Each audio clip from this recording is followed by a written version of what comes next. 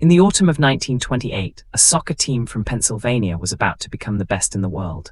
Then a phone call ended it. Not an injury, not a scandal involving money or violence, a boycott. A committee of American sports officials, angry over a scheduling dispute, tore the sport in half. Within 5 years, professional soccer in the United States was dead. It would not fully recover for nearly 70 years, and almost no one in America remembers why.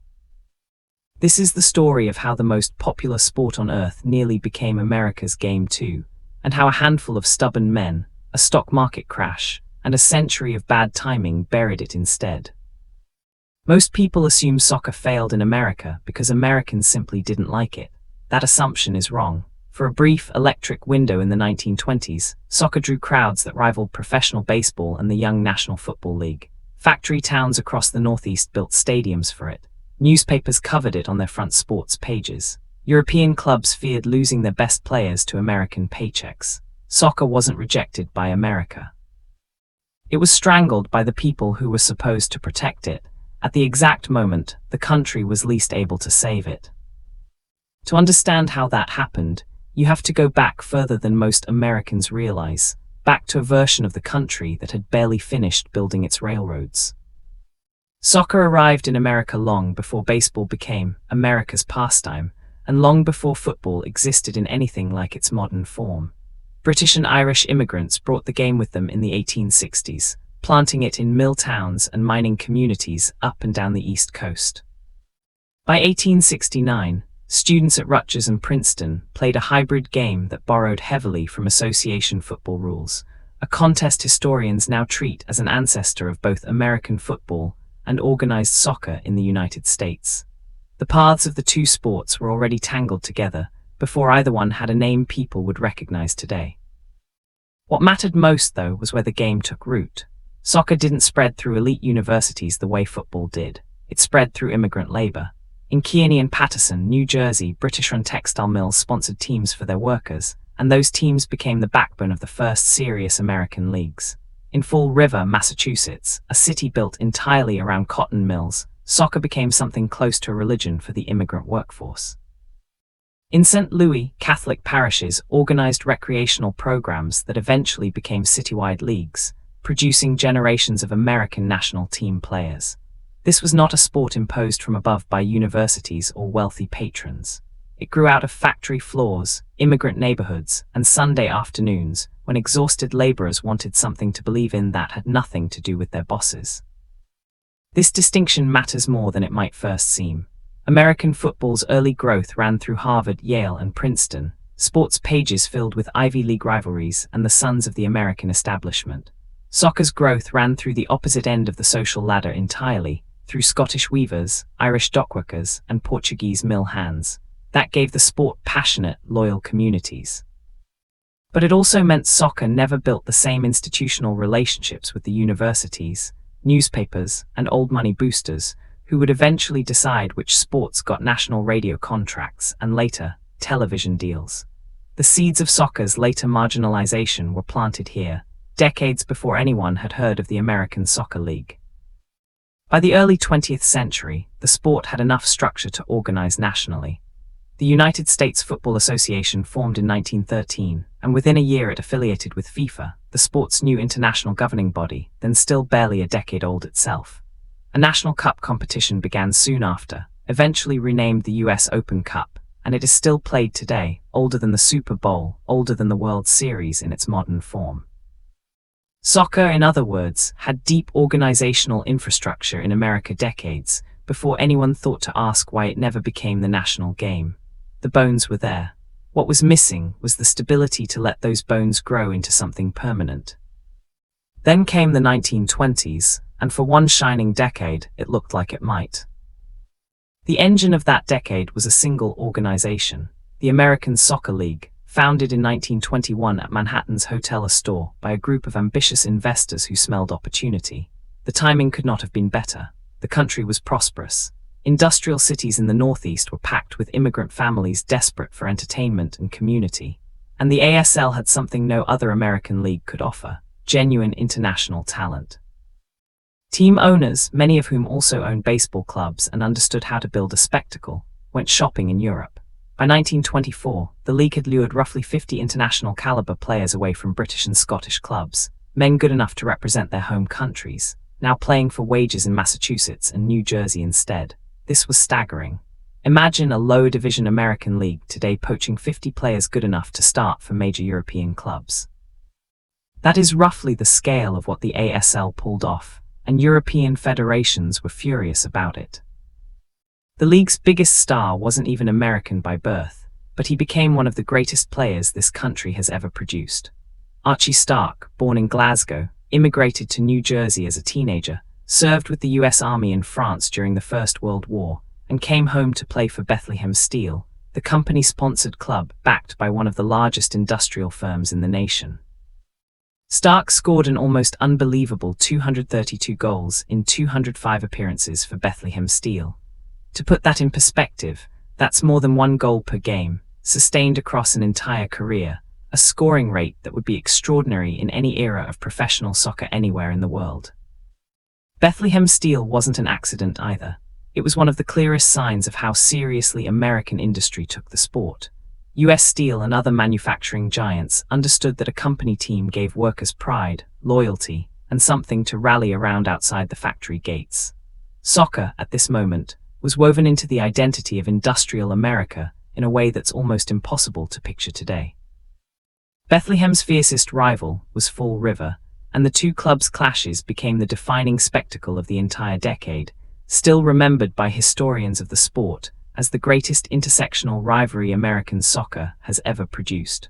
Fall River drew its talent from a different well than Bethlehem's Scottish and English signings. Its greatest stars, Billy Gonçalves and Bert Patenaude, were the sons of Portuguese and French-Canadian immigrant families who had grown up in the very mill neighborhoods the club represented.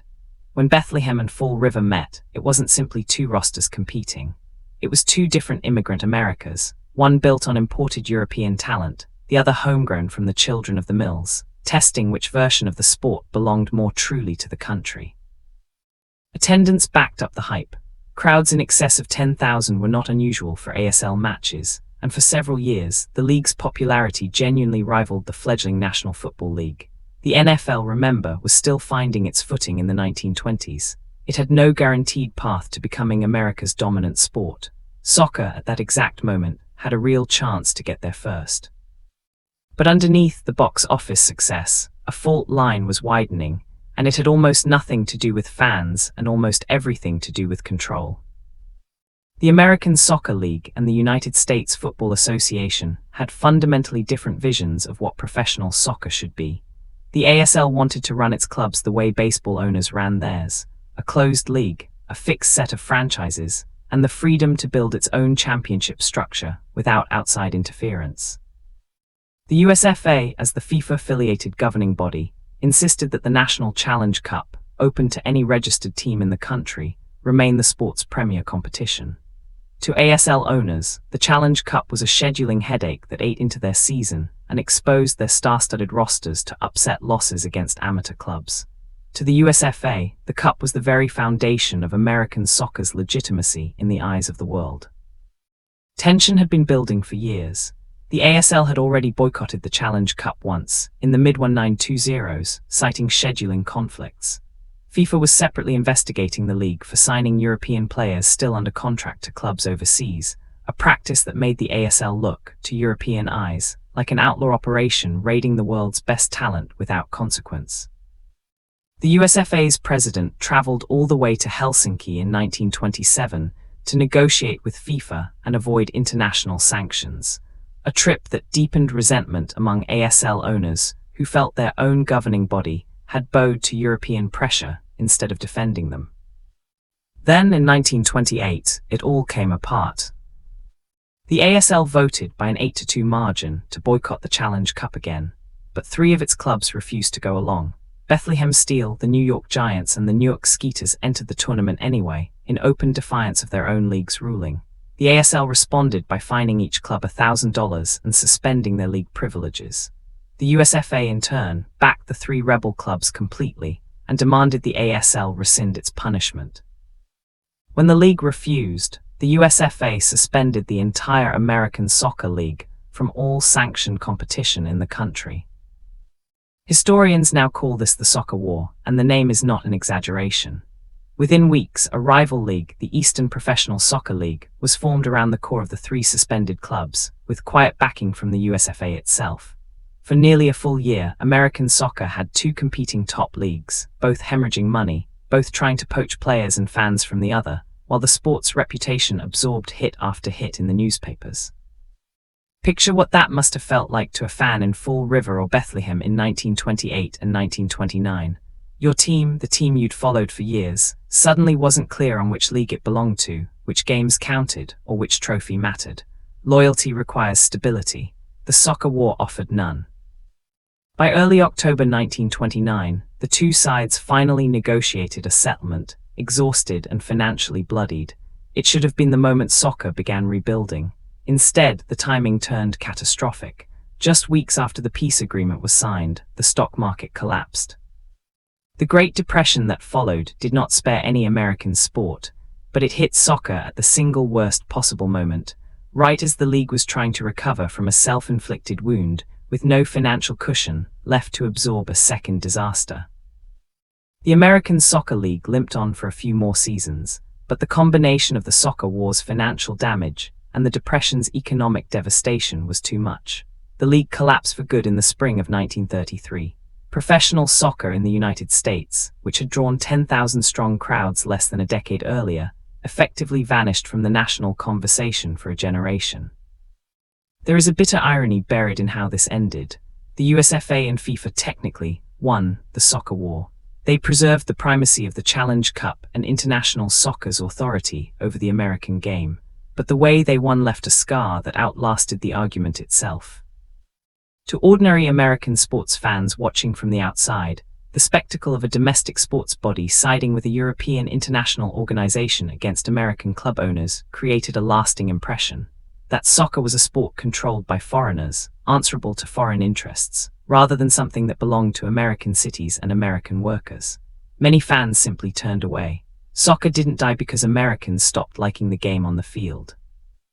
It died because the people running it made it feel like it wasn't really theirs. And yet, in the middle of this collapse, American soccer produced its single greatest triumph, one most Americans have never heard of. In 1930, the United States sent a team to Uruguay for the first ever FIFA World Cup, a tournament so new that most of the world hadn't decided yet whether it mattered. Getting there wasn't glamorous. The American players and officials crossed the Atlantic aboard the same ocean liner as several other national delegations, training on the ship's deck as best they could between meals, arriving in Montevideo after weeks at sea with little idea of what awaited them. That roster was built almost entirely from ASL talent, drawn from the same clubs currently locked in civil war back home. Among them were Bert Paetnoord, of French-Canadian descent, and Billy Gonçalves, the son of Portuguese immigrants, nicknamed the Babe Ruth of American soccer. Together with a roster full of similarly hyphenated immigrant-rooted players, the American team did something no US soccer team has matched since. They reached the semifinals. Paetnoord scored what's recognized as the first hat trick in World Cup history, and the US recorded the tournament's first shutout. The Americans finished third, still today the best World Cup result by any team outside South America and Europe. This happened while the league that produced these players was actively tearing itself apart in the press back home. The country's finest soccer moment and its greatest soccer disaster occurred almost simultaneously, and only one of them made headlines that lasted. Imagine training for the biggest tournament of your life while reading newspaper reports that your own league might not exist by the time you got home. That was the reality for the 1930 American team, and they delivered the best result in the nation's soccer history anyway. For decades afterward, the sport survived only in fragments. Ethnic and immigrant communities in New England, the New York metropolitan area, and St. Louis kept amateur and semi-professional soccer alive through the Depression and the Second World War, but it never regained anything close to national relevance. The ASL's own records were largely lost, reportedly during a mid-century office move, and by the late 1960s, a reformed and much smaller American Soccer League listed its first championship as having occurred in 1933 and 1934, as though the entire golden decade before it had simply never existed. An entire era of American sports history was erased so thoroughly that even the people running the sport forgot it. What filled the vacuum soccer left behind mattered enormously. Baseball had already been crowned the national pastime for decades, but it was gridiron football, largely absent from serious national competition with soccer during the soccer war years, that seized the opening. Through the 1930s, 40s and 50s, American football built exactly what soccer had just lost. A single, stable, nationally organized structure that fans could trust would still exist next season. Basketball, invented in Massachusetts in 1891, grew alongside it, cheap to play, requiring little more than a hoop and a ball, perfectly suited to American school systems and eventually American television. Television itself sealed the divide. Football's stop-start rhythm, with natural breaks for commercials and replays, fit the new medium perfectly, while soccer's uninterrupted 90 minutes offered broadcasters far less to sell. By the time professional soccer tried to return in the 1960s and 70s, it wasn't stepping into an empty room. It was trying to squeeze into a house where 3 other sports already held every lease, and where the very technology reshaping American entertainment had been built around their rhythms, not soccer's. There were attempts to force the door back open. In 1967, 2 rival professional leagues launched simultaneously, one FIFA-sanctioned, one not, in an echo of the very dysfunction that had doomed the sport 40 years earlier. Television ratings were poor enough that a national broadcast deal collapsed almost immediately, and the unsanctioned league folded within a year. But one of the surviving leagues, the North American Soccer League, would eventually produce American soccer's second great cultural moment. In 1975, the aging Brazilian superstar Pelé signed with the New York Cosmos for a then staggering $2.8 million, and for a few glittering years, soccer became genuinely fashionable in America again. Cosmos games at Giants Stadium drew celebrities, socialites, and tens of thousands of casual fans who had never followed the sport before, turning soccer briefly into the trendiest ticket in New York. It was a mirage. The Cosmos spent lavishly on agging international stars, without building the grassroots academies or youth development that sustains a sport for the long run. Without the depth the ASL once had, spread across mill towns and immigrant parishes, the NASL boom collapsed almost as quickly as it had risen. The league folded in 1984. The Cosmos themselves were gone within months, and for the second time in 50 years, professional soccer in America effectively ceased to exist. It would take another near miracle to bring the sport back from the margins, and this time it came from outside the country entirely, hosting duties. FIFA had rejected an American bid to host the 1986 World Cup, a rejection that stung, given how large the American market clearly was.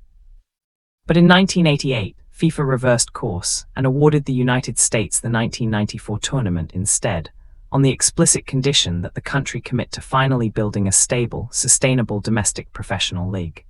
That promise became Major League Soccer, launched in 1996, deliberately built slower and more conservatively than its flashy, star-driven predecessor. Single-entity ownership, salary caps, and a deliberate focus on stadiums and academies over marquee international transfers replaced the NASL's boom-and-bust model. It worked gradually in the unglamorous way that lasting institutions usually do. What America has today isn't the explosive, front-page sport of 1920s factory towns, and it isn't the celebrity spectacle of 1970s Giants Stadium either. It's something quieter and steadier, rebuilt brick by brick from a foundation that had to be poured twice, by people determined not to repeat the mistakes of 1928 or 1984. So why did America ignore soccer for 100 years? Not because the sport failed to capture the country's imagination. It did once completely in the mill towns and immigrant neighborhoods of the Northeast, with crowds that rivaled a young NFL and international talent that Europe fought to reclaim. Soccer's American story wasn't a story of rejection.